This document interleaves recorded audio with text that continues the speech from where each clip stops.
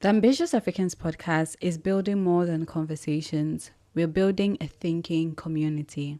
If you're navigating a challenge, transition, or decision in your personal or professional journey, we invite you to share it with us using the link below. Selected reflections will be discussed in future episodes where other listeners will offer their perspective, insights, and lived experiences.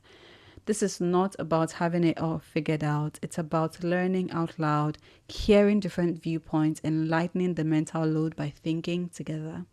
Your submission can be anonymous, and the goal is perspective, not judgment.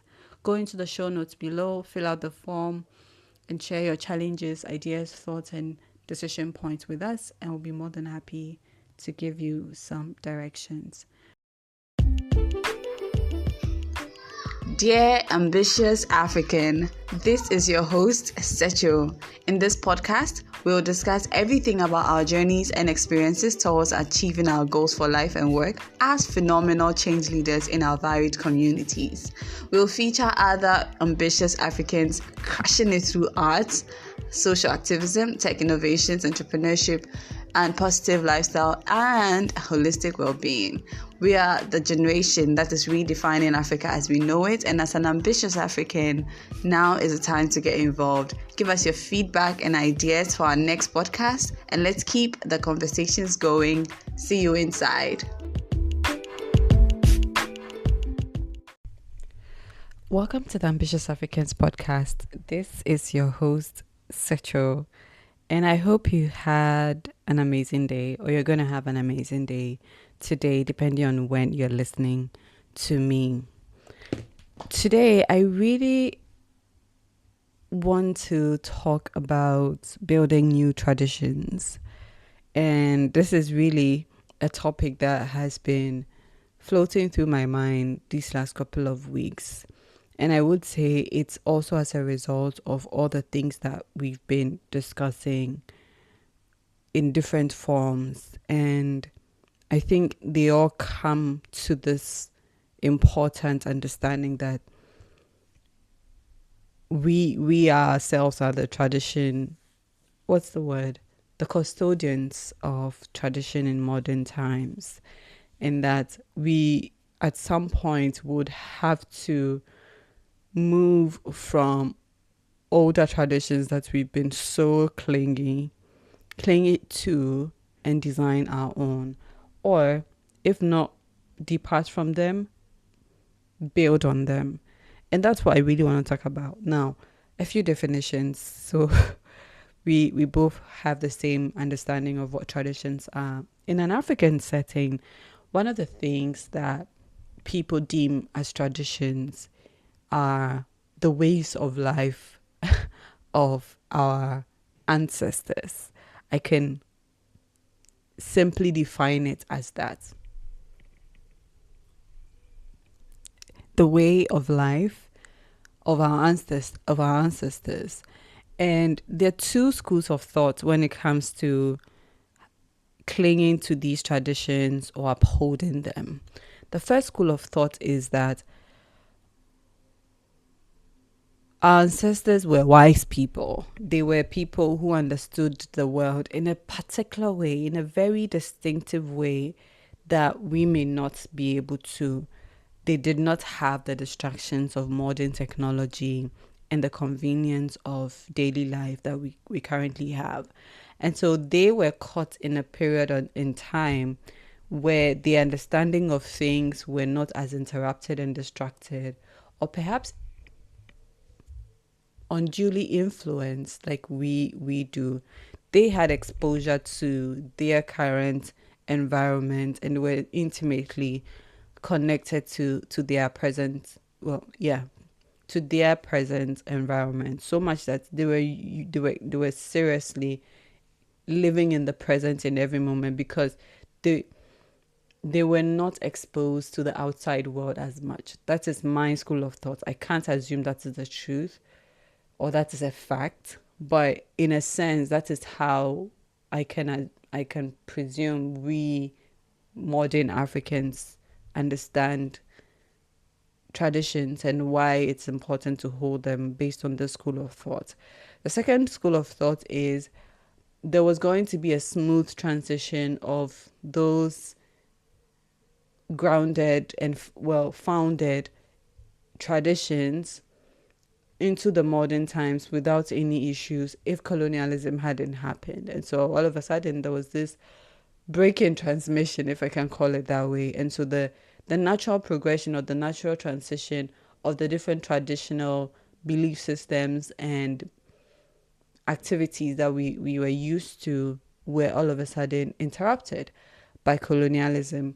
And so there was now a need to hold on to whatever was left behind from the pre-colonial times, so much that it became a symbol of nostalgia to us. We held on to it because it was such a beautiful, passionate, emotional attachment to that nostalgia that comforted us in the way. And so there was that clinginess to all the various forms of tradition that we could maintain and preserve in whatever shape or form they came with before colonialism. It was a way of us, remembering the good old days and upholding and preserving the memories of our ancestors, their traditions, their belief systems, their thoughts and ways of life, so that we do not lose our identity in the process. And so there's so many layers and incentives for us to maintain those traditions. And today, I want to run a thought experiment and see if it is possible for us as Africans, especially ambitious Africans, to now come to a point where we decide that we have actually been sleeping on our job on continuing the culture or continuing traditions and moving beyond what we are clinging on to, maybe out of psychological laziness, if I can term it that way, so much that we are now realizing that we are now the custodians of tradition, and it's our turn to design new traditions, or it's our turn to build on the traditions that we have. We might not know how, but that awareness of we need to build new traditions. We need to build on the traditions that were passed on to us, even with all this breaking transmissions, to forge our generation forward. Now, when we talk about building traditions, right, I want us to think through all the different things we like to see and love with our traditions. One of the things that I can give as an example is our food practices, like our food preferences, for example. And I'm going to be super simplistic here. Our food practices is one way to ask ourselves, are we preserving traditions or are we building on it? I have seen many of us integrate the wider global view or global tastes to our local traditions, which is all well and good. However, I want us to always approach these kind of things that we do consciously. What I mean with consciously is, if we are saying that we are going to build on traditions or preserving the previous one and building on a new one going forward, I guess we have to begin by asking what do we have now to build those new traditions, or in what context do we live in now that we can leverage to build those new traditions, and not feel guilty when they do not look the same as that of the previous and our ancestors, if I could, our ancestors in pre-colonial times.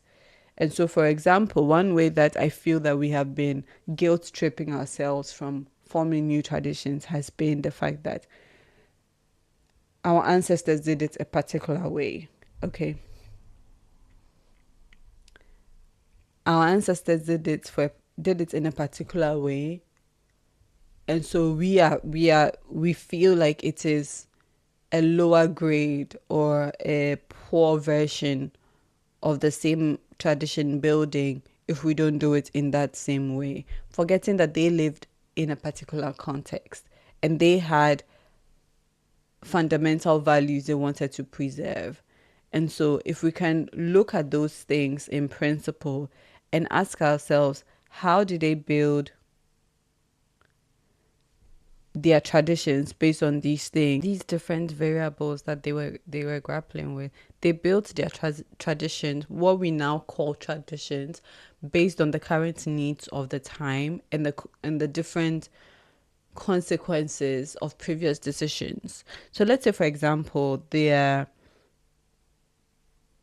trying to think of one example. Let's say, for example, their marriage systems, right? Let's go through that. Marriage systems. There was a reason for them to fashion their marriage systems or ceremonies in a particular way to reflect the needs of the time, or to reflect the philosophies or belief systems of the day. And it's very important to have that kind of conversations with ourselves as to knowing all the needs of our day and also knowing the context in which these needs are emanating, in the sense that they lived in a time when perhaps their interaction with the outside world included interaction with other ethnic groups or a few merchants from different parts of the world who would come to Africa to do commerce. And so that was with the way their world views were formed and their exposures were done. And so for now, it's the same principle. We still have exposure to a global worldview or a wider worldview. However, the rate or the speed at which we get to do that is different from theirs. And so how then do we take all of these things into account when we want to form new traditions? One of the things that I have found fascinating is how parenting is being done these days. This whole idea of gentle parenting and knowing when to fix yourself to now feel ready to have children so you don't pass on generational trauma. These are different. All these conversations or narratives are the needs of our day. And so if we can look at them as these are the needs of our days, these are the things that is becoming important to us. These are the priorities. How do we build new traditions based on this so that it can be something we can pass on to children or the next generation? And that one of the things that I really love is with all these different conversations, everyone is designing their own. But I would like to believe they're designing it based on age-old, unchangeable, universal principles that do not shift or change regardless of what's happening in the world.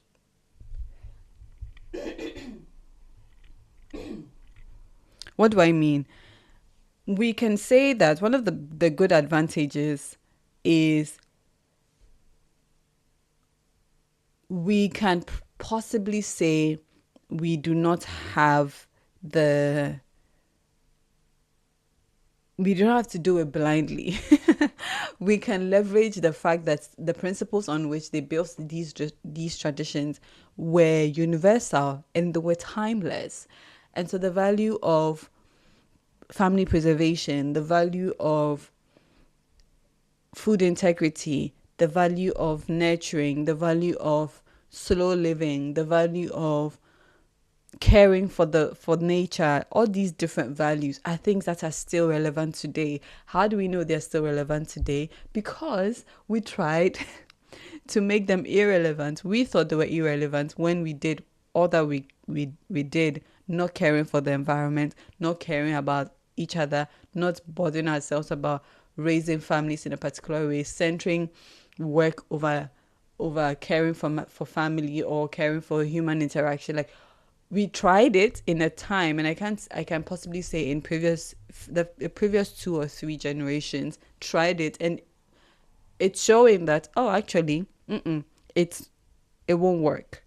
And so there's a reason why there's a universality of these principles. And so based on that, we can say we are not building from scratch. We are only building to progress this new generation we live in. And these are all thought experiments I have. And I just wanted to share that with you for you to just think about it, right? Just reflect on it and go through the different parts of your day, asking yourself, which of these are you deferring to previous traditions on, and which of these can you design your own to meet your needs of the day? This is just the introduction of this new conversations around tradition, and in subsequent ones we can unpack a bit more as we go along. But thank you so much for joining me on today's episode.